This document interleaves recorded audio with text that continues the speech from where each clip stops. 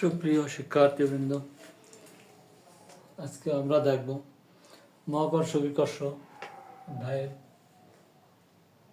গত দিনের যে অংশটা পড়িয়েছিলাম তার পরের অংশ। আজকে আমরা দেখব, গতদিন দেখিয়েছিলাম হচ্ছে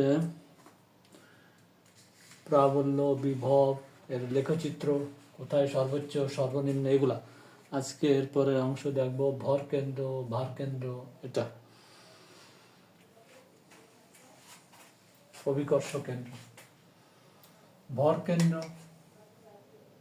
অভিকর্ষ কেন্দ্র, ওজন, অভিকর্ষ কেন্দ্র যেটা ভার কেন্দ্র।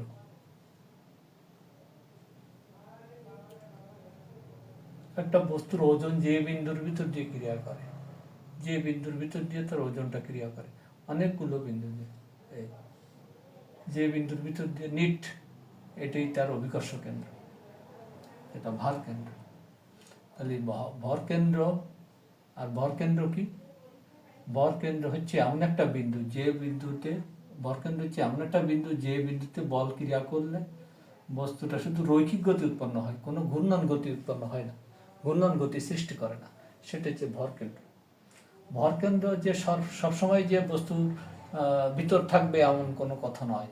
যদি একটা রিং হয়, রিং, একটা রিং, একটা রিং, এই রিং এর ভর কেন্দ্র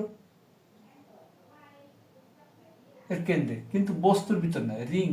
রিং এর ভিতরটা ফাঁকা, তাহলে এর ভর কেন্দ্রটা বস্তুর ভিতর নেই। এসব জায়গায় তো বস্তু, এই বস্তুর ভিতর নয়, ভর কেন্দ্র হচ্ছে এর কেন্দ্রে, যেখানে বস্তু নেই। তাহলে আর এখানে অভিকর্ষ কেন্দ্র বা ভার কেন্দ্র হচ্ছে বস্তুর ভিতর, বস্তুর আবদ্ধ থাকতে। তাহলে ভর কেন্দ্র আর ভার কেন্দ্র আমরা দেখলাম।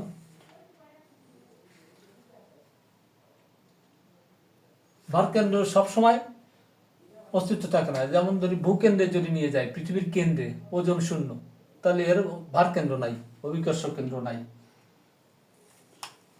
কতগুলো এমসিকিউ আছে, এগুলো বিভিন্ন খুঁটিয়ে খুঁটিয়ে দেখলে আমরা পারবো, কোনো সমস্যা নেই। এবার আমরা দেখি মুক্তিবেগ।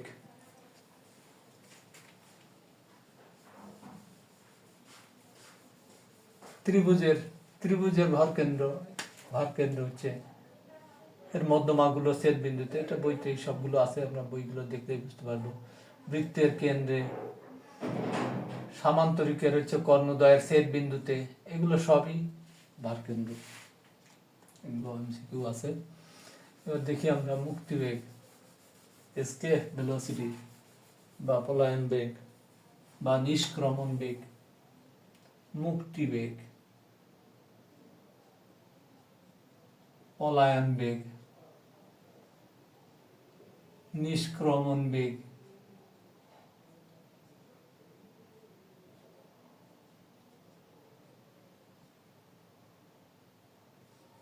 escape velocity।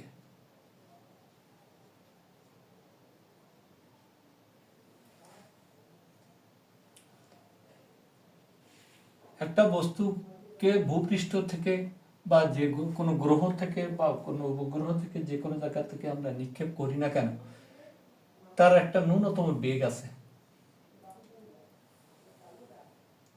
মনে করি, একটা উদাহরণ হিসেবে বলছি, 1 মিটার পার সেকেন্ড বেগে নিক্ষেপ করলাম, আবার ভূপৃষ্ঠে ফিরে এলো অভিকর্ষ বলের প্রভাবে, আবার নিক্ষেপ করলে আবার সে ভূপৃষ্ঠে ফিরে এলো।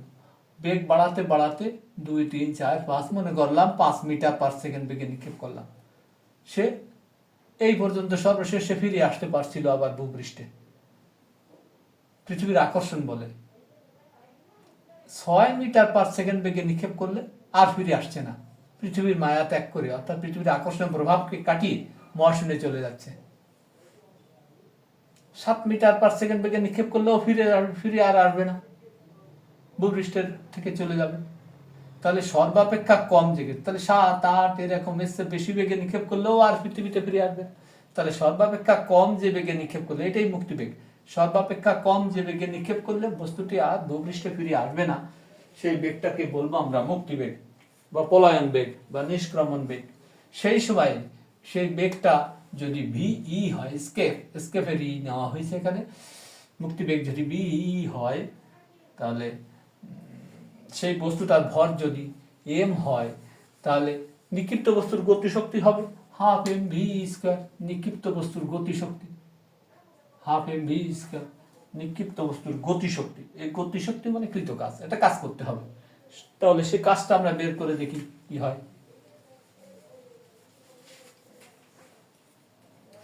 ধরে নিলাম ভূপৃষ্ঠ থেকে আমরা নিক্ষেপ করছি, পৃথিবীর ভরে ভূপৃষ্ঠ কোনো বস্তু আছে, ভূপৃষ্ঠ না, যেখানে ধরলাম, এই যে কোনো জায়গা ভূপৃষ্ঠের বাইরে ধরলাম, এই বস্তুর ভর এম, আর কেন্দ্র থেকে দূরত্ব হচ্ছে ছোট হাতের আর, বিবেচনা করলাম। তাহলে এই দুটি বস্তুর ভিতর মহাকর্ষ বল এফ সমান সমান G M M by R square. তাহলে আমরা বাইরে নিক্ষেপ করতে চাচ্ছি, তাহলে বাইরে নিক্ষেপ করতে গেলে কৃত কাজ ডব্লিউ সমান সমান ইন্টিগ্রেশন অফ ডি ডব্লিউ, কাজ সমান সমান বল গুণ সরণ এফ ডিআর, ক্ষুদ্র দূরত্ব ডিআর পরিমাণ সরালাম, এখানে ডিআর পরিমাণ সরাতে কৃত কাজ। এখন যদি আমরা কোথা থেকে নিক্ষেপ করতে চাই, ভূপৃষ্ঠ থেকে যদি চাই, তাহলে আমার লিমিটটা হবে ভূপৃষ্ঠ থেকে। তাহলে আর এর মান হবে, যেহেতু এখানে আর এর মান বসাই দিই, তারপরে আমরা লিমিটটা বসাই, এফ এর মান বসিয়ে এফ সমস্যা G M M 1/r square D R. কোথা থেকে? আর ভূপৃষ্ঠ থেকে, পৃথিবীর ব্যাসার্ধ আর, এটুকু আর, ভূপৃষ্ঠ থেকে অসীমে নিক্ষেপ করে পলায় চলে যাবে, পালিয়ে যাবে অসীমে নিক্ষেপ করতে গেলে। তাহলে 1/r স্কোয়ার মানে r⁻², তাহলে জি এম এম r⁻², তার মানে ইন্টিগ্রেশন করে যদি দিতে পারি, তাহলে এখানে আসবে কি r⁻², 1/r স্কোয়ার মানে r⁻², আর টু ইনফিনিটি। এখানে কিন্তু এই আকর্ষণ বল এইদিকে, নিচের দিকে, মানে অভিকর্ষ বল, আর নিক্ষেপ করতেছে বাইরের দিকে।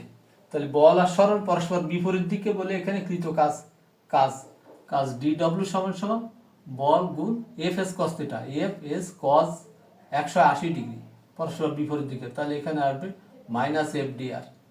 তাহলে মাইনাস এফ ডি আর, মাইনাসটা বের করে নিয়ে আসলাম, এই মাইনাসটাই থাকলো, এই মাইনাসটাই থাকছে, তাই তো।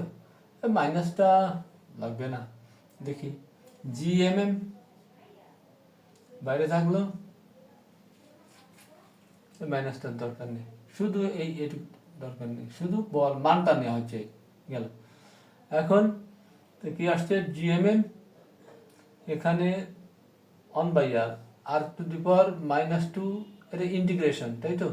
ইন্টিগ্রেশনটা এখানে করা হয়নি, শুধু 1/r স্কোয়ার সমান r⁻², ইন্টিগ্রেশন করলে -2 + 1 বাই -2 + 1, এখানে আর টু ইনফিনিটি। তো এখন এখানে আসে -1 1/r, মাইনাসটা বের করে নিয়ে আসছি, r2 থার্ড ব্র্যাকেট দিলাম ইনফিনিটি। তাহলে minus G M M 1/∞ minus 1/r, তাহলে আসছে মাইনাস হচ্ছে plus G M M by R. এটা হচ্ছে কৃত কাজ। এই কৃত কাজটা, এই গতিশক্তি, যতটুকু গতিশক্তি দেওয়া হয়েছে বস্তুটার উপর, এই গতিশক্তি মানে কৃত কাজ। তার মানে এইটুকু সমস্যা নেই, এইটুকু আমাদের লাগবে না, এইটুকু লাগবে না। তাহলে গতিশক্তি সমস্যা মানে কৃত কাজ। তাহলে half M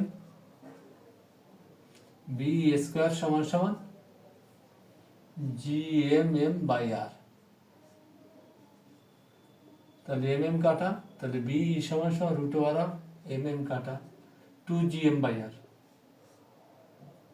2gm by R. এটা মুক্তিবেগের রাশিমালা। এবার এখানে বি সমান সমান লেখা যায় টু এখানে লেখা যায় gm/r² ইন্টু আর, কেটে গেলে যা তাই থাকলো। এই gm/r² মানে জি অভিকর্ষ ত্বরণ 2gr, এটাও মুক্তিবেগের রাশিমালা। এখানে বস্তুর ভর অনুপস্থিত, বস্তুর ভর নাই। বস্তুর ভর ছিল যে বস্তুটাকে নিক্ষেপ করছি সে বস্তুর ভর ছিল এই যে এম নাই, তাহলে মুক্তিবেগ বস্তুর ভরের উপর নির্ভরশীল নয়, আমরা বলতে পারি। এখন তার মানে আর এর উপর, জি এবং আর এর উপর নির্ভর করে। আর যে পৃথিবী থেকে নিক্ষেপ করলে পৃথিবীর ব্যাসার্ধ আসবে, পৃথিবীতে অভিকর্ষ ত্বরণ আসবে। যে গ্রহটা বেশি, যার ব্যাসার্ধ বেশি, তার মুক্তিবেগও বেশি। পৃথিবীতে মুক্তিবেগ, পৃথিবীর ব্যাসার্ধ, পৃথিবীতে এই মানগুলো যদি বসাই, পৃথিবীতে মুক্তিবেগ আসে 11.2 কিলোমিটার/সেকেন্ড, খুব বেশি, অনেক বেগ। মঙ্গলে হচ্ছে 5.1, মঙ্গলে 5.1 কিলোমিটার/সেকেন্ড মুক্তিবেগ বেশি। এখানে আর একটা জিনিস বের করা যায়, সেটা এখানে বসিয়ে দিই, এটা মুছে ফেলি।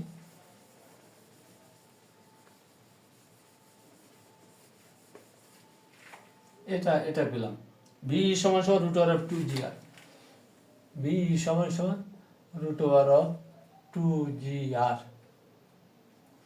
আবার আমরা জানি জি ভূপৃষ্ঠে জি সমান সমান আমরা জানি 4/3πr ρg।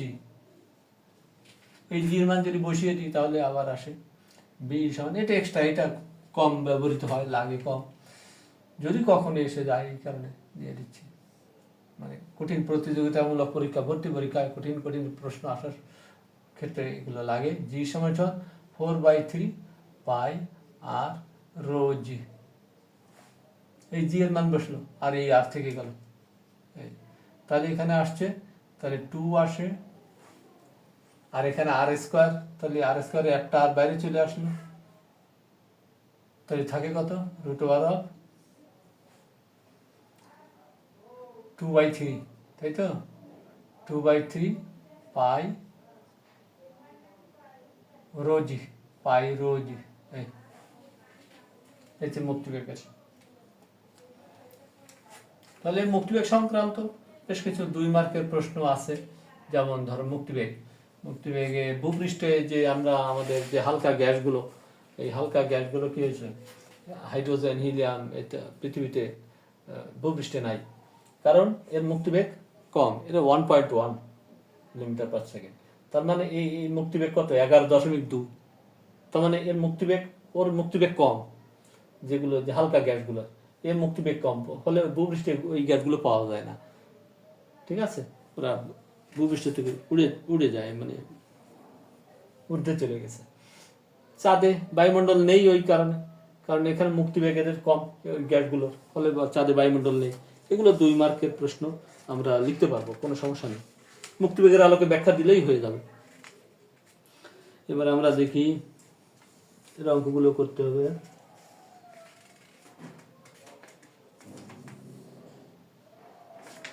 এবারে আমরা দেখব কৃত্রিম উপগ্রহ। কৃত্রিম উপগ্রহ আমাদের পৃথিবীর একমাত্র উপগ্রহ হচ্ছে চাঁদ, প্রাকৃতিক উপগ্রহ। কিন্তু কৃত্রিম উপগ্রহ মানে এটা উপগ্রহের মতোই ঘুরবে গ্রহকে কেন্দ্র করে, কিন্তু সেটা আর্টিফিশিয়াল, মানুষের তৈরি। এই উপগ্রহগুলো কৃত্রিম উপগ্রহ, গ্রহকে কেন্দ্র করে। এটা গ্রহ যদি হয়, এর ব্যাসার্ধ পৃথিবী ধরে নিলাম, পৃথিবী থেকে এই উচ্চতায় থেকে এই কৃত্রিম উপগ্রহটা পরিভ্রমণ করছে। তাহলে পৃথিবী এর ভর m, আর যে উপগ্রহটা পরিভ্রমণ করছে এর ভর যদি m হয়, ছোট হাতের, তাহলে এই দুটো বস্তুর ভিতর মহাকর্ষ বল F সমান gmm/r+h এর হোল স্কয়ার।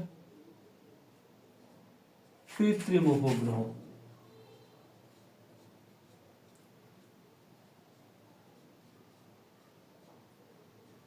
কৃত্রিম উপগ্রহের বেগ বেরোবো, উচ্চতা বেরোবো,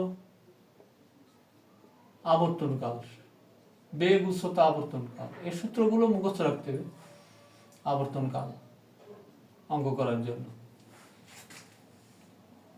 আর যে পৃথিবীটা ঘুরছে, এই কৃত্রিম উপগ্রহটা গ্রহকে কেন্দ্র করে পরিভ্রমণ করছে, তাহলে সেই কৃত্রিম উপগ্রহের কেন্দ্রমুখী বল F সমান সমান mv square by r, mv square by r, আর মানে এর ব্যাসার্ধ হচ্ছে r প্লাস h। তাহলে এই দুটো হচ্ছে কেন্দ্রমুখী বলের সূত্র, এই দুটো বল সমান, ফলে mv square by r plus h is equal to gmm by r plus h এর হোল স্কয়ার। m কাটা গেল, r প্লাস h কাটা গেল, থাকে শুধু b সমান সমান root over of gm by r plus h। এই হচ্ছে কৃত্রিম উপগ্রহের বেগ, এই হলো সূত্র।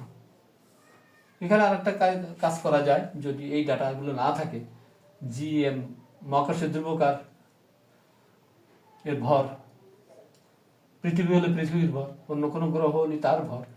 তো এখন আমরা জানি g সমান সমান gm বাই r স্কয়ার, তাহলে এখান থেকে gm সমান সমান gr স্কয়ার আমরা এখানে বসাতে পারি, gm সমান সমান gr square by r plus h, b সমান সমান, তাহলে আসে কি r root over of g by r plus h। এই যে কৃত্রিম উপগ্রহের বেগ। এবার উচ্চতা বের করব।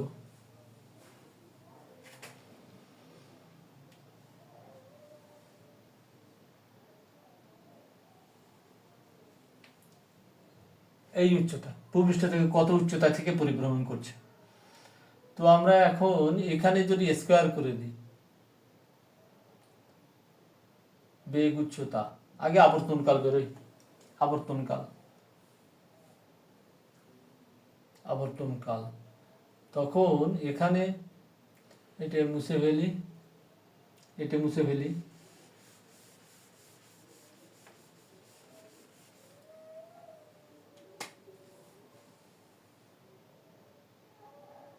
এইটুক সমান এইটুক, তার মানে এখানে আসে কি আসছে gm by r plus h এর হোল স্কয়ার, m বাদ দিয়ে, সমান সমান v square by r plus h, m বাদ দিয়ে gm by r plus h whole square, এখানে m বাদ দিলে v square by r plus h। এটা থাক, এটা লাগবে না। যদি এই এক পাশে যদি একবার ঘুরে আসে, কৃত্রিম উপগ্রহটা গ্রহকে কেন্দ্র করে যদি একবার ঘুরে আসে, সে পরিধি সমান পথ অতিক্রম করে, এখানে বেগটা বের করে রাখি, b সমান সমান কত আসে, কত by root over of gm by r plus h। ঠিক আছে, এবার কৃত্রিম উপগ্রহে এখানে বেগ কত হয়, বেগ সমান সমান পরিধি ভাগ সময়, পরিধি কত 2 pi into r plus h, পরিধি, বেগ সমান সমান v সমান s বাই t, তাহলে একবার ঘুরে আসলে পরিধি সমান পথ অতিক্রম করে, এটা পরিধি 2 pi into r plus h, আর সময় আবর্তনকাল t।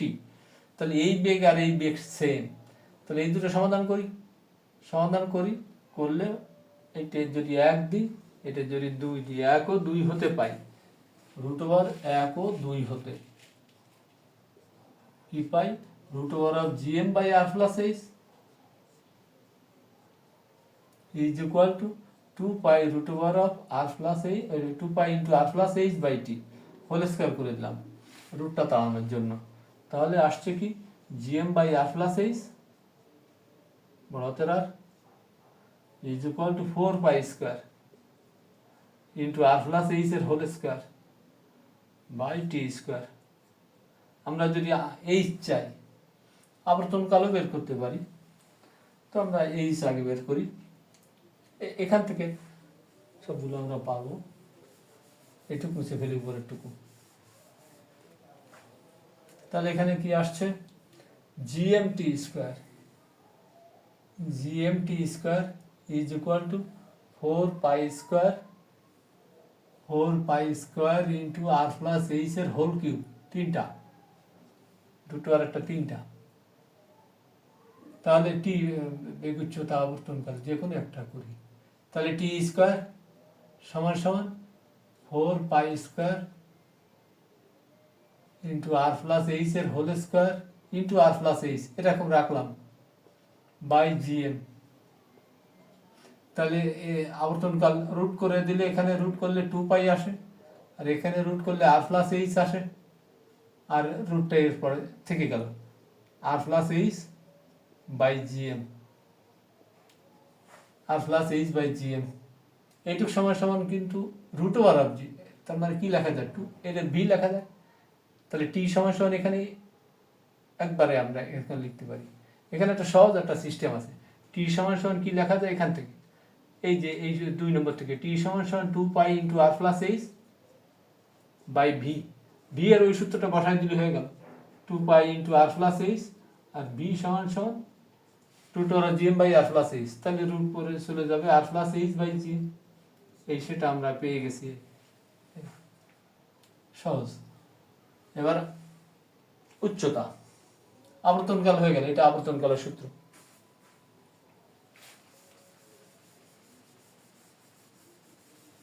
এবার উচ্চতা দেখি, উচ্চতা দেখলে এটা কমপ্লিট হয়ে যাবে। এবার যদি এখান থেকে আর প্লাস এইচ এর হোল কিউব, এখান থেকে আর প্লাস এইচ এর হোল কিউব সমান সমান কত আসে, g m T square by g m T square by 4 pi square, cube তাড়াতে হবে, হোল ঘনমূল করতে হবে। তাহলে আর প্লাস এইচ সমান সমান GM T square by 4 pi square whole to the power, ঘনমূল করলে 1/3 আসে। তাহলে এইচ সমান সমান কত, উচ্চতা GM T square by 4 pi square whole to the power 1/3 minus R, এই হচ্ছে উচ্চতা।